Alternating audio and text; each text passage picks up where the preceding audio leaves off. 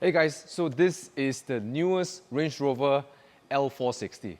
Now in Malaysia, you get this car for before duty 1.268 million, and if you fancy paying duty, it's 2.488 million.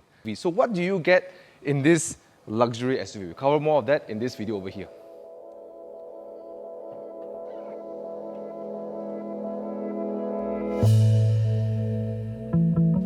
Now, before we go and explore the car, it's very important to understand the concept of a Range Rover. Now, at least in my opinion, because if you're looking at a luxury good, you have to go beyond just what the function is or what the actual specifications are. The concept is very important. Think about it. If you buy a Rolex, for example, not that I'm a big watch person or something, but there is a certain price you pay for the technical part of a Rolex, but majority of the price and the attraction of owning a Rolex is the concept.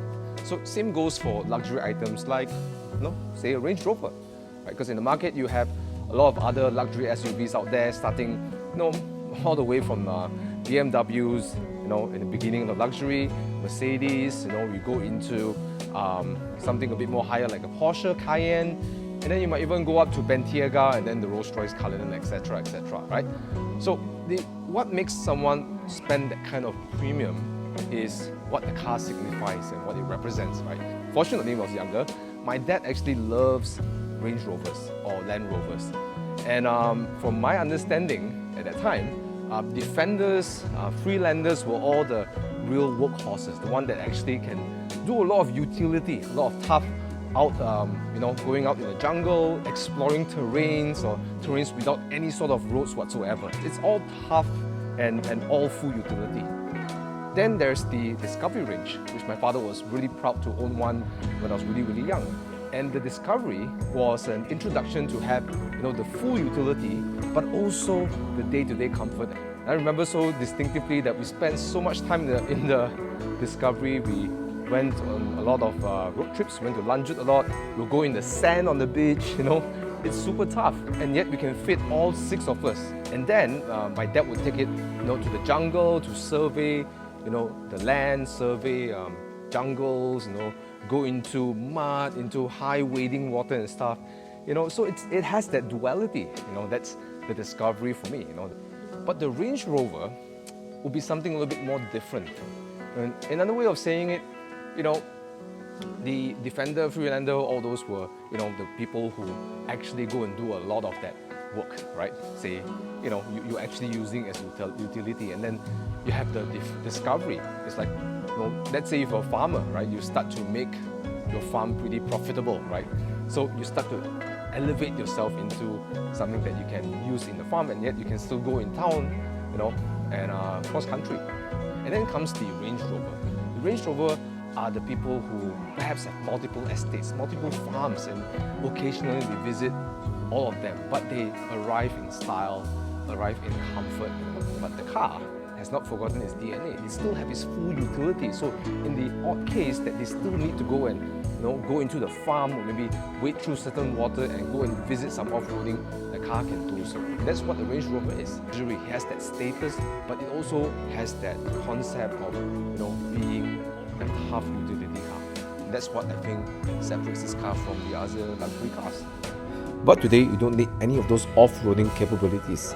In fact, most of the Range Rovers will never face a life of hard labor. So what does the new Range Rover evolve to be a luxury SUV of choice, especially when it costs this much? Hope to find out more in this walk around.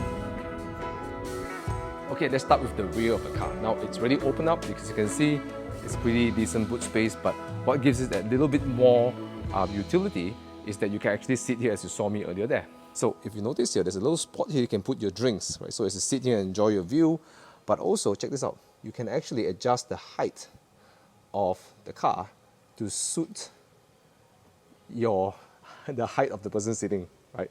So you can actually press this to go up on height. As you can hear, the motor is working, the air suspension working. You can press this to go down as well. There you go. All right. And if you need to, have increased space to load bigger stuff, you don't have to, go in and push it down like a peasant, right? Because you're driving a Range Rover. You can actually just push this button. So as I do that, It's motorized and it's moving down. And after I remove all my stuff, maybe it's you know, a ski or something or whatever, right? And then you can just, you know, do the same thing. No need to climb back and forth and stuff like that, right? Okay, so that is in line in what a Range Rover is, right? Okay, so here's the boot lid cover, right? And it's not some flimsy, you know, cloth, rolling cloth. It's actually solid. And the way you remove it is you can actually just push it up and look at that. Let's explore. Oh yeah, this as well. Look at this. No, not only is flush and flat, right, for loading, but you look, can pull underneath, and that's your spare wheel, right? Done in a nice leather strap. Right, that feels really luxurious. And when you're done with everything, all you got to do is press a button, right? And everything closes, revealing its rear. Oh, isn't that lovely? So since we're outside here, let's do a little walk around the exterior. And the rear is really just, I mean, if you just look around the car, it just has this sense of minimalism. Just very devoid of any strong angles or sharp corners and so on and so forth. And you get a sense they're looking for this very flush look, right? And it's not only really flush, the finishing of the panel gaps really just looks like a concept car. They're so tight and so delicious, all right? Now coming back to the rear, if you look at the rear, it really reminds me a little bit of like a yacht, you know? So I think it takes inspiration from that, or rather I can feel that it's sort of that kind of direction in design, okay? Now for the rear lights, it's really cool. Check this out, right? See that? That's the indicator inside over here. And your brake lights or your lights, the rear lights are over here. Okay, so that's really cool, all kind of hidden away in this. So it kind of stays true to that whole concept of minimalism in this generation of Range Rover. I really love the lines, they're really beautiful. And they've also got door handles like this, right? So as you unlock the car, opens also and reveals the door handle, right? And not forgetting the step panel going up as well, which really feels nice and sturdy. Okay, we'll come back to that later. But look at that. Just gorgeous, isn't it? Even the wheels, the way the wheels sit on the car, or rather the car sit on the wheels, just feels so nice and flush. Okay, so there's this sense of grandeur about the Range Rover. It's very, very lovely, right? Now I'm not going to go in details on the exterior. Let's go and dive in and look at the interior, which for me is really, really lovely, right? So first and foremost, the opening is super wide. Even the rear, you'll see a really wide opening for very easy ingress and egress, right? Now, one thing about having a luxury car is that you get to customize everything in the car. So what you're seeing here is just a set of, you know, fit and finish that has been picked by, you know, this specific car over here. And it's important to have that in a luxury car because, you know, it's about having it done for you, and about you can actually customize a lot of things over here, like, you know, the open pore veneer. You can choose the different kinds of leathers and colors. Even your, you know, your roof lining, it can be leather if you like. You know, there's so many ways to customize this car over here, right? So let's just get in, right? And first thing I noticed is that this step panel is really solid. I love it. Look, I can put my legs here and it feels nice and solid, okay? All right, so in the car I go. So now we're in the interior of the Range Rover. First gotta say, the impression is, it's really beautiful. It feels rather soft in here. And I think it's because when you have surfaces that are soft touch like leather, right? And also the combination of the wood veneer makes the car feel very soft. You don't mind staying in here a little bit longer, and it's not distracting. So I can imagine myself doing long trips in this car. It'll be really, really comfortable, right? So let's take a look at the minute details of the interior. Okay, so you have some ambient lighting going around. Presumably you can also change all of that. But let's talk about the front part of the car here. So first of all, we have this huge infotainment system over here. Now, I know this is kind of the way it goes. We can't really change that. You know, people want this, right? But what they have done is that the interface, look at that, it feels and look really luxurious, and I love it. It's really soft, it's not sharp, and the fonts not trying to pull your attention too much, but enough for you to see what are you choosing as you go. All right, so you got everything from media, your phone, slope assistant, compass, weighting, sensing, energy impact, right? All of that over here. Presumably, if you even spec the massage sheets, I think you can also choose it over here. Now, off to the aircon part, which I really like. It's important to have physical knobs, right? Because as you're driving, okay, you want to know when you're actually, you know, adjusting, right? You don't have to look where you're adjusting, right? And it's not placed in a way that it compromises your view of this screen over here. So it's very lovely. And what I really like about this design is that it really just blends in modern, it blends in minimalism, but it also blends in familiarity, right? Because aircon knobs are round, right? And the blue and the red, you know, gives you a sense of where you're turning. And then you got the temperature number in the middle. It's kind of blend of the modern and then all the other things right over here. And you know what? They're not touch sensitive. They're actually real buttons, right? So that helps so much. So kudos on you, Land Rover, for having this, right? Now over here is where you can set your drive function, right? So you got gravel and grass, right?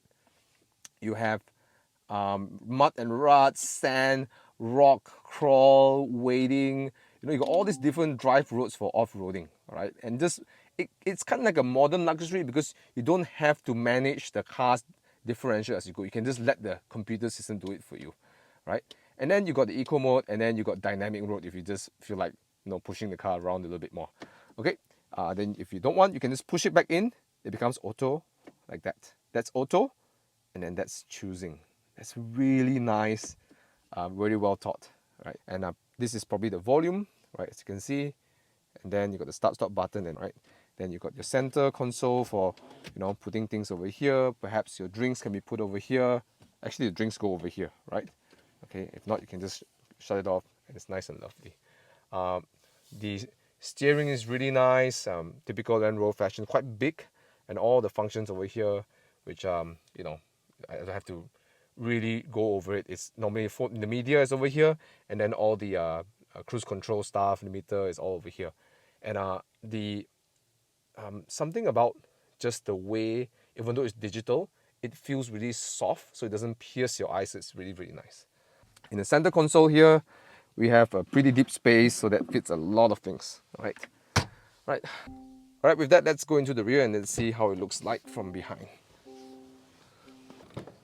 Okay, so let's head into the rear seat of the car. Because let's be honest, if you get a car like this, you probably want to be chauffeured as well. And the rear seats are actually not that big. It's not that big actually, but fret not, if you are someone who needs the space, you can always go for the long wheelbase, okay? But if you just look at this, it's not huge, but it's sufficient. I'm a 173 cm but the most important thing is that I get a nice angle like this. So it does feel comfortable, right? Pretty comfortable. And it, again, with all the materials, it just feels really soft and relaxing, you know. So I have my personal infotainment screen over here, one for each passenger in the rear. And again, the color theme is just fantastic because it's not piercing, it's soft, it's earthy, you know. I just get the sense they just really know what they're going for, right? And then over here, down here, you get to control the aircon speed and temperature, etc. from behind. It's just a really nice place to be. Yeah. I checked out the details over here, right? This handle, it could be just one handle out here, but no, they do it like a luggage, like a briefcase, right? Because when you let go, it becomes more flush. Little aircon over here, that's really important to have your aircon, because sometimes when you're hot behind here, you always either blast it over here or try to blast it over there, but what you really want is to cool yourself here. So that's a really cool add-on to a really cool feature to have in the rear seat. All right, so okay, Again, to make your ingress and egress comfortable and easy, you have that step board, which is really nice. And then your clothes hanger over here, right? But overall, the rear seat is a really nice place to be. And just imagine getting off your car, being chauffeured and getting out from this car. Yeah, that's classy, isn't it? Right? Let's talk about engine specs and also some other technical specs of the new LS460. So in Malaysia right now, the only engine choice you can get is the 4.4 litre twin turbocharged engine, which is sourced from BMW. Now that one produces 530 PS and 750 Nm of torque, and that's also sent through an 8-speed gearbox. Okay. In the future, there might be a PHEV, which I think will be probably the more preferred choice.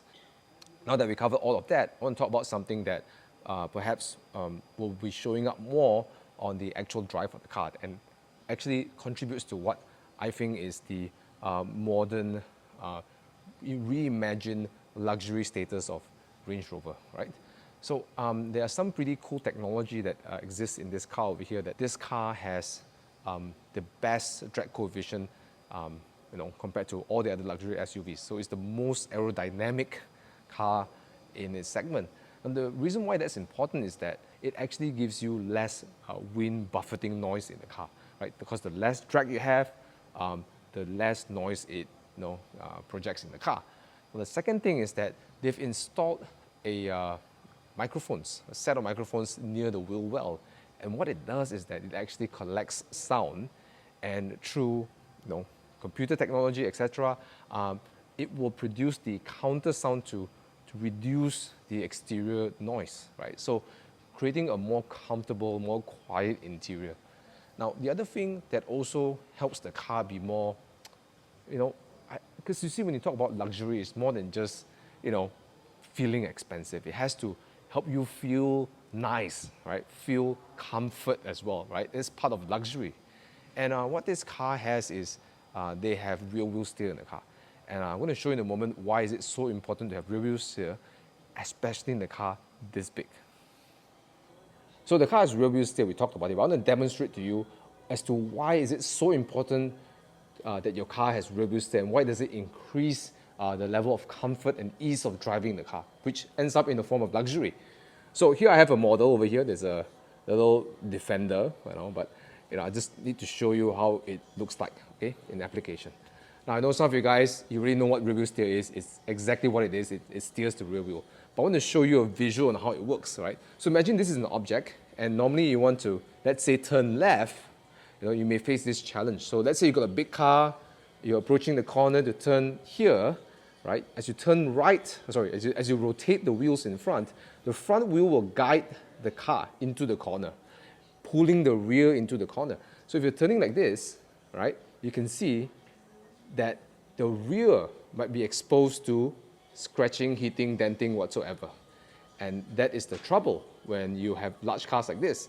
So a lot of people will end up driving in a way, they will make a lot of space and making the turn, right?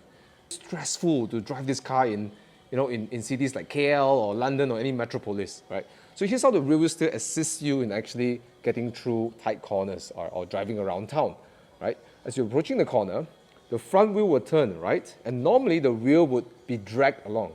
But now with rear wheel steer, the rear will move away, right? Because you're steering this way. So you're pulling the rear away from the object, right? Making your turning circle smaller and making it easier to navigate around town. Now, you may think a couple of degrees, like I heard it was 7 degrees, may be very little, but it makes a huge difference in a car this size. That adds on to make the car more luxurious to own. Very important point over here, and well done, Range Rover, for implementing this into the Range Rover. Now, the other thing that really increases the luxury of the car is also how they rework the ride of the car. Now, starting with its chassis, the new chassis, the MLA Flex chassis, they say that has 50% more rigidity. The other thing that they have reworked is the suspension. So what I've told is that they have new Bilsteins, or Bilsteins, depending how you call it. It's a dual valve or dual flow suspension, and of course they have a new 48-volt anti-roll bar. And all of that is supposed to add together to have a more comfortable ride for you to use the car on a daily basis. Because let's be honest, today, the Range Rover is no longer a car that you take into an estate. People who own Range Rover actually, lives in the city a little bit more, and the occasional road trips, and very, very rarely you see it entering into, the jungle. But, if you like to, you can actually go off-roading with the car. But one thing I've come to feel about this car is that it's a car that invites you to use on a daily basis. It feels inviting. When you have a lot of fancy flashing lights and big screens everywhere, it can be nice and impressive, but over time it just feels a bit gaudy for me, But having all this really soft feel on the interior, and the exterior is just, so simple and minimalist. It invites you to keep using the car again and again. I think that's what, it's not only luxurious, but it's also something that you can use on a day-to-day basis, and maybe something that you would like to be in on a day-to-day basis. So that's it for this video. I hope you enjoyed it. If you do, please hit like. Okay. So that's it for this video. If you enjoyed it, please hit the like button, and also subscribe to my channel for more content like this in the future. Right? And let me know in the comments below what you think about the new Range Rover LS460. Would you rather get this one, or if you wish you had the diesel in Malaysia, or would you like to have the hybrid version in Malaysia, or maybe other luxury SUVs? Okay, so right, that's the end of this video. Thanks for watching, and see you in another video. Ciao.